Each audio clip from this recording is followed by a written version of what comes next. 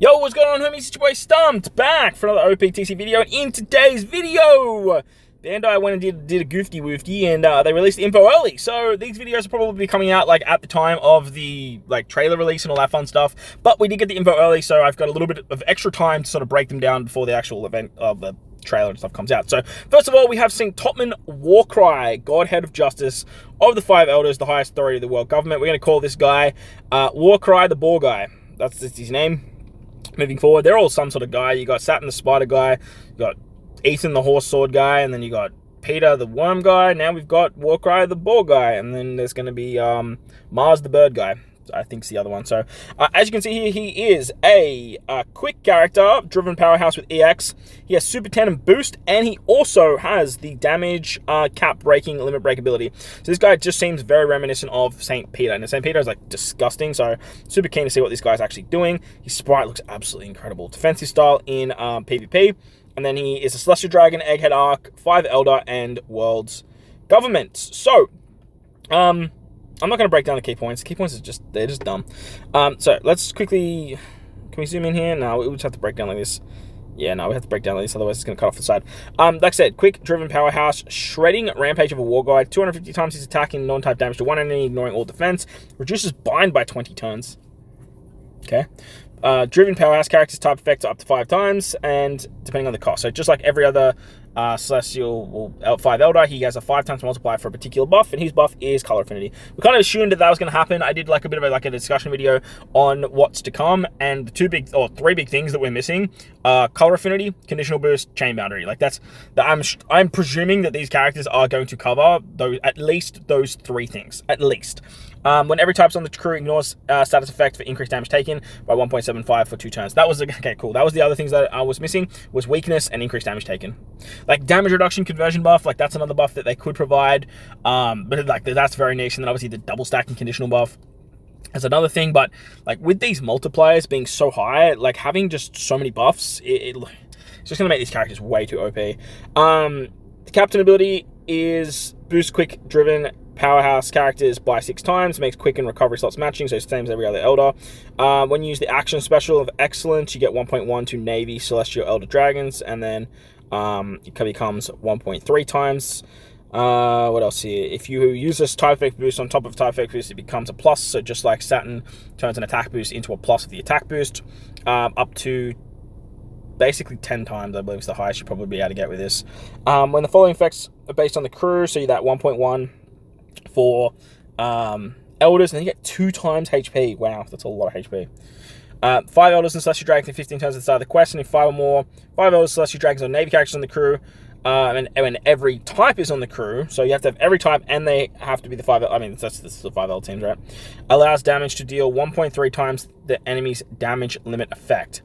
Damage limit effect. So I'm assuming that that's is that the damage cap? Or is that Zoro? No, that's Zoro, the damage limit effect.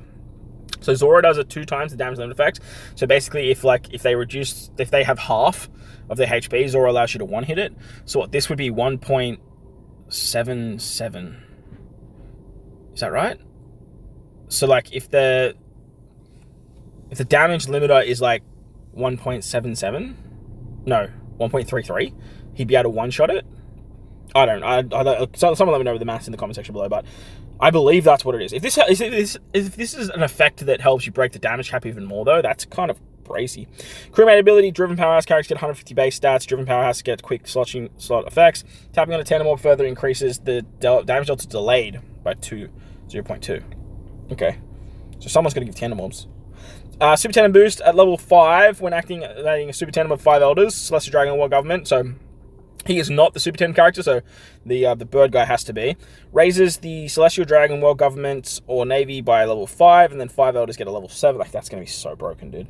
You got this guy, and you got Peter, who's doing level 7 Super 10 buffs. Again, you start throwing all these buffs into the mix, and yeah, you're doing some crazy things. He's not a territory as well. I actually noticed he's not doing the driven territory, which seems like what the rest of them are doing as well. EX Super, when you're over heal or 8 times color affinity, reduces burn by 6 turns, then damage reduction by 70%, changing driven and quick into super. There might be damage reduction conversion buff. I wasn't expecting that, but look, it might happen. Support effect, costs 99 or more when inflicted with bind status, reduces bind by 3 turns. That's a good support. And then they all have good supports though. And then in Rumble, targets special CT 25, targets enemies in a large range, ignoring defense for 1.2. That's good. That's a lot of damage. When 5 or more driven characters on the team, or 5 elders, targets 100% chance to evade fixed damage, defense ignoring abilities, and percent damage. So he just doesn't take damage at all. Well, I mean, he just takes normal attacks and then like multiplicative attacks. Okay, that's sick. For 20 seconds? Jesus Christ, on a 25-second cooldown? What the hell? 5 or more driven teammates on the team, or 5 elders, target self for CT speed down level 5. Okay, so he nerfs himself for 50 seconds. I mean, that kind of makes sense, because if you could just do this for every 25 seconds, you would just constantly have, or there'd be like a 5 to 10 second window where you don't have the evasion.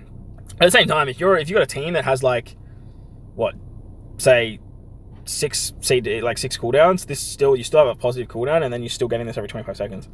So crazy. Rumble ability, quick driven 5 elders, attack up level 7, defense up level 5. When HP is 50% or below, targets self for CT speed up level 5. Okay, so he gives himself back that level 5 CD. I suppose every time he uses his special though, he's going to nerf himself for 50 seconds, and there is going to be overlap there.